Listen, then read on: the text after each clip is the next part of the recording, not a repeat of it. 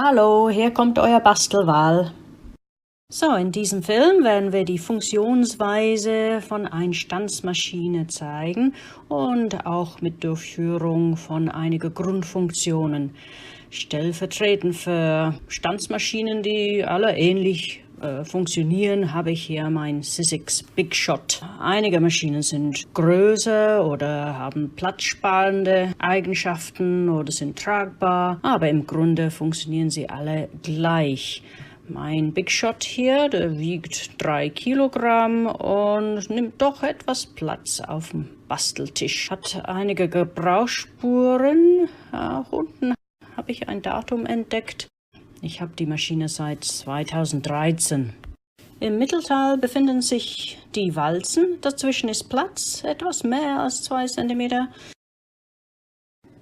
Ich kann darin die Walzen berühren und beide unten und oben sind mit dem Kurbel verbunden. Der große Abstand erlaubt das Nutzen von Stanzschablonen, so wie diese hier, die auch für dicken Materialien geeignet sind. Dünne Stanzschablonen kommen in alle erdenkbaren Formen und sind in alle Stanzmaschinen zu gebrauchen, solange die Breite von der Maschine passt. Der Big Shot braucht eine Plattform, um mit dünnen Schablonen arbeiten zu können. Der Aufbau von Plattformen und verschiedenen Platten ist von Maschine zu Maschine unterschiedlich, aber mit dem gleichen Ziel: gleichmäßiger Druck, ausreichend für Stanzen oder für einen anderen Zweck. Standardmäßig für den Big Shot auf jeden Fall kommen 2 Schneideplatten auf der Plattform. Dazwischen ist die Arbeitsfläche. Ich brauche dann nichts weiteres, um ein Stück handgeschöpftes Papier zu glätten. Grob und gewellt vorher, nachher glatt und plan. Mein eigenes Papier ist eher wie Sperrholz, richtig faserig und 2 mm dick. Um daraus etwas zu stanzen, brauche ich so eine dicke Schablone.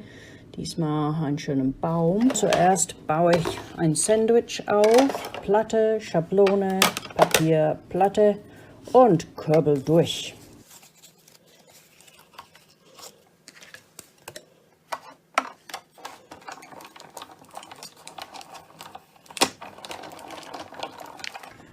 Das Ergebnis lässt sich sehen.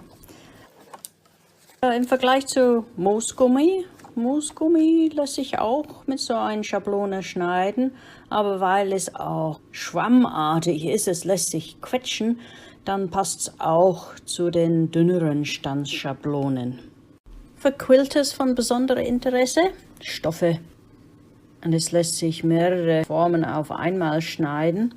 Ich habe hier einen mittelschweren Baumwollstoff und ich werde es dann durchkurbeln und schauen wir mal das Ergebnis an. Hier benutze ich auch ein paar extra Blätter obendrauf, nur normale Papierblätter, um den Druck ein bisschen zu erhöhen. Das sichert, dass alle Teile von den Mehrschichten dann durchtrennt sind.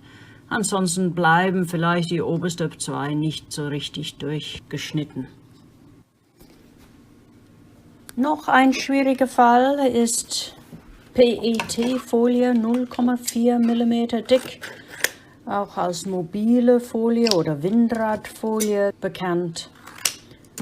Und hier kann man das gut mit einer Schere schneiden, aber keine schönen Formen damit erzielen.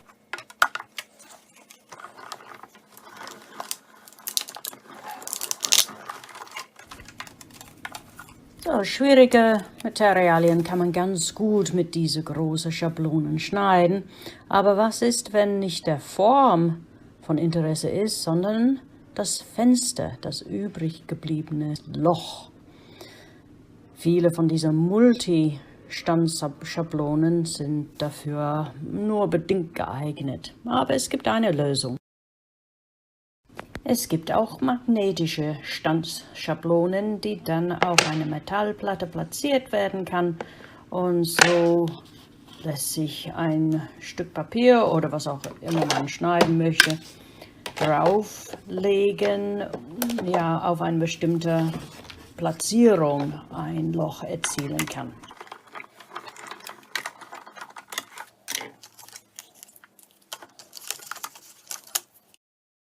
Aber das muss nicht was Schweres sein.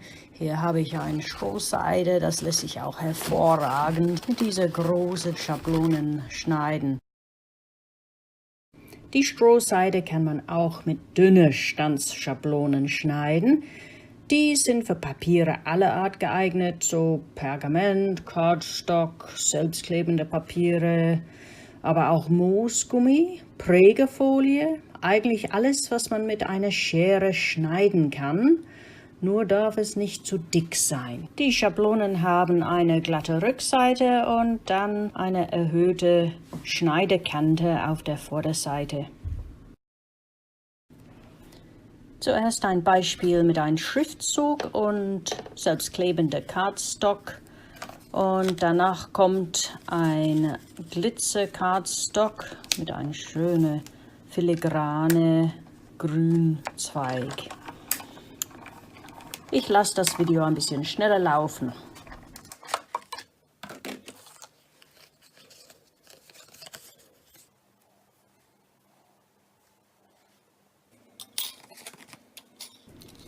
Und ein Vorteil von den durchsichtigen oberen Schneideplatte ist, dass man sehen kann, ob wirklich durchgeschnitten ist oder nicht. Und mal kurbel ich nur einmal und wenn ich sehe, auch könnte besser sein, dann kurbel ich dann zurück.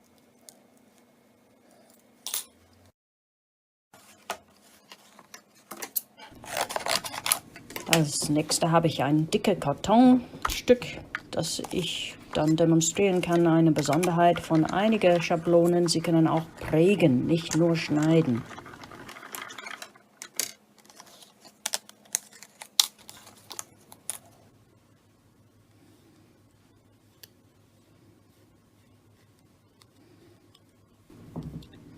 Die Prägung sieht man erst, nachdem ich das mit einem Stempelkissen gefärbt habe.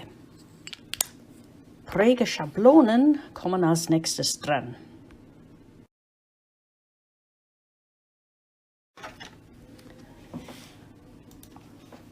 Der Plattform ist wie eine Bedienungsanleitung zugleich. Es hat Abbildungen für alle möglichen Zubehör, Anwendungen.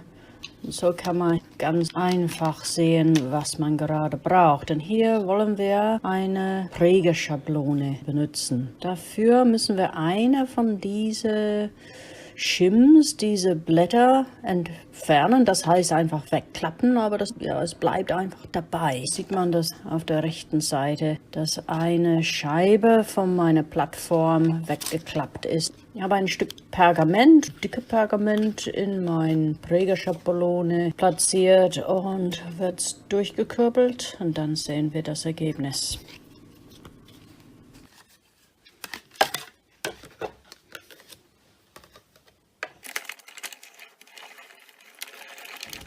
So, auf der einen Seite haben wir wunderschöne Erhebungen mit unserem Muster von Schneeflocken. Auf der Rückseite die Vertiefungen. Prägeschablonen kommen in unterschiedlichen Größen, auch wenn es gleicher Hersteller ist. Und manchmal auch ein bisschen ausgewöhnliche Formen, nicht passend unbedingt zu den europäischen Papiernormen.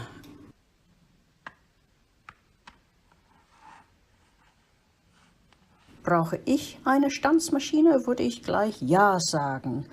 Es hat zu viele Möglichkeiten für meine Kartengestaltung. Brauchst du eine Stanzmaschine? Das kann ich nicht beantworten, aber ich hoffe, dass mein kleiner Film ein bisschen hilft bei der Entscheidung. Tschüss, bis zum nächsten Mal mit Bastelwahl.